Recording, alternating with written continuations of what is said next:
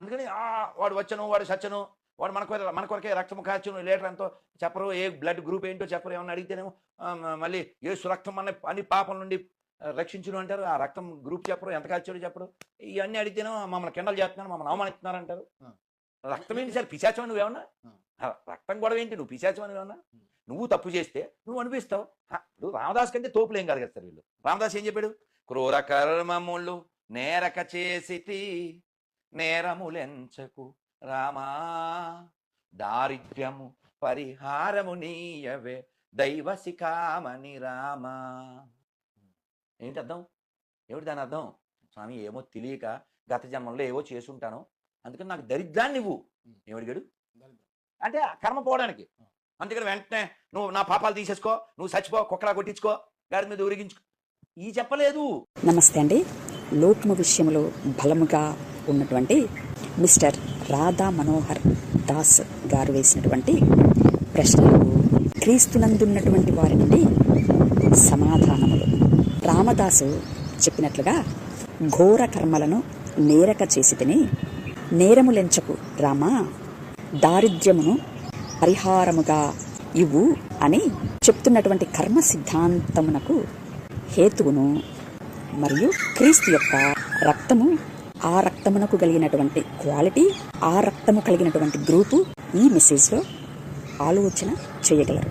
అయా, లోకమునకు చాకరీ చేస్తున్నటువంటి మిస్టర్ దాస్ గారు రోమీలకు రాసినటువంటి పత్రిక 4వ అధ్యాయము 7వ వచనము, తన అతిక్రమములకు పరిహారం పొందినటువంటి వాడు, తన పాపమునకు ప్రాయశ్చిత్తము పొందినటువంటి వాడు ధన్యుడు అనేటువంటి లేఖనములో కర్మ సిద్ధాంతము ఫుల్ఫిల్ అయింది అని క్రీస్తును కలిగి ఉన్నటువంటి వారు తప్పక అర్థము చేసుకోగలరు.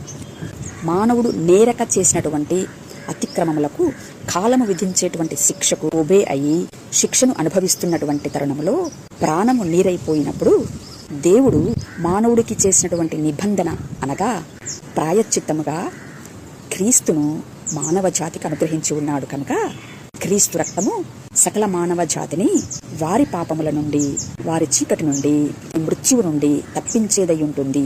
ఎప్పుడంటే ఎవడి ప్రాణమైతే ఈ లోక విషయంలో నీరైపోతుందో అట్టి వారి కోసమే సుమా. ఇంతకు రామదాసు యొక్క మనస్సు ఏమై ఉన్నది అంటే, అయ్యా, ఘోరమైనటువంటి తప్పిదములు నేను చేసి ఉన్నాను కనుక నేరములెంచకుండా దారిద్ర్యమును నాకు పరిహారముగా అనుగ్రహించయ్యా. ఇంతకు మానవుడి యొక్క దరిద్రము ఏమై ఉన్నది అంటే, ధనము లేకుండా ఉండటమే దరిద్రము. ఇక్కడ ధనము అనగా ఏమిటి అంటే, ప్రాణమే ఈ ధనమై ఉన్నది.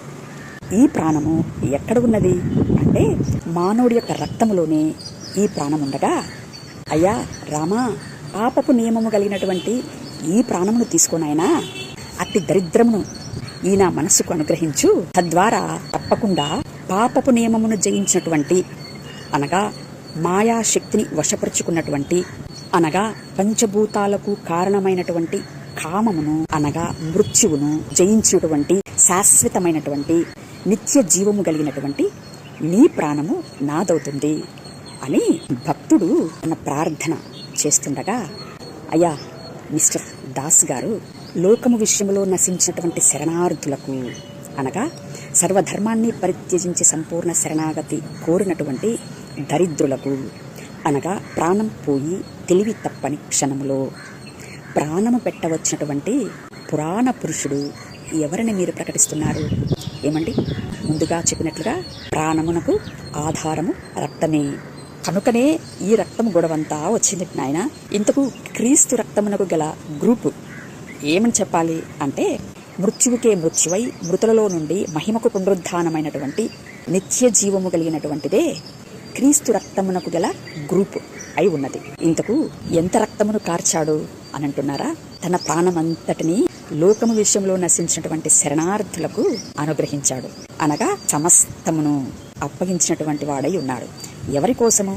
ఈ లోకములో సమస్తమును ఎవడైతే పోగొట్టుకున్నాడో వాడి కొరకు సమస్తమును తాను పోగొట్టుకున్నటువంటి దరిద్రుడయ్యను. ఇది క్రీస్తు రక్తమునకు కలిగినటువంటి క్వాంటిటీ. మృత్యువునే జయించడం రక్తమును అనుగ్రహించుట వచ్చినటువంటి మృత్యుంజయుడు ఎవడని మీరు ప్రకటిస్తున్నారు? సర్వధర్మాన్ని పరిత్యజించి సంపూర్ణ శరణాగతి కోరినటువంటి శరణార్థులకు గుణాతీతము, నాశనరహితము, శాశ్వతమైనటువంటి తన ప్రాణముని అనుగ్రహిస్తాను అని దేవుడు మానవుడితో చేసినటువంటి నిబంధన ఎవడి ద్వారా నెరవేర్చబడింది? నింగి నేలను కలిపేటువంటి లోక కళ్యాణమునకు ఆద్యుడు ఎవడయ్యున్నాడు? బుద్ధి జ్ఞానము ఉన్నటువంటి వారికి తప్పకుండా ఈ ఒక్క వాక్యములోనే మీ ప్రశ్నలన్నింటికీ సమాధానము చూడగలరు. క్రీస్తు రక్తమునకు గల విలువ పాపపు నియమము కలిగినటువంటి మానవుడి యొక్క ప్రాణమే, అనగా మానవుడి యొక్క ధనమే.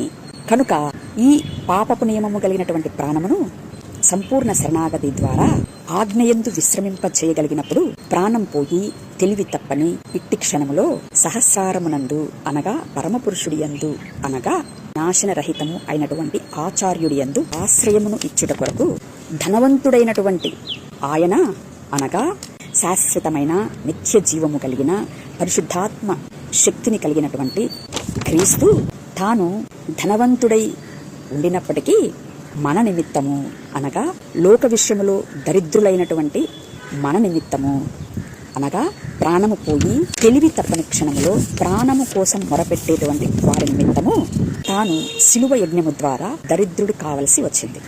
సత్యాన్ని అన్వేషించేటువంటి వారు ఈ మా మాటలను నిదానముగా ఆలోచన చేయగలరని మనవి. Thank you. నమస్తే.